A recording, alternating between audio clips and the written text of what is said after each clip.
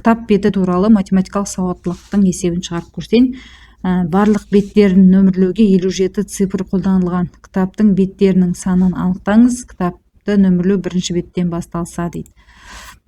Яғни кітаптың барлығын нөмірлеу үшін 57 цифр қолданылады дейді. Енді мен есепті шығару үшін мынадай кесте құрып қойдым. Яғни бірінші 1-ден 9-ға дейін бетте 9 бет, 9 цифр бар деген сөз.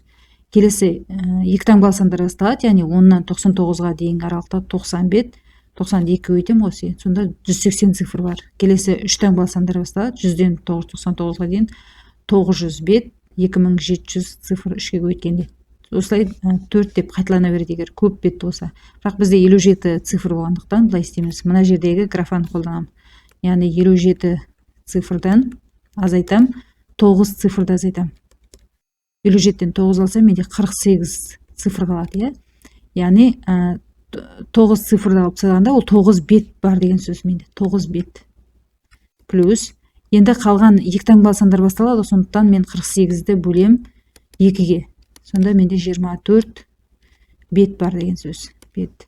Мына 24-ті әкеліп 9 бетке әкеліп қоссам, менде барлығы 33 бет. Кітапта сонда 33 бет бар екен. Мына есептің жауабы да жауабы болады екен.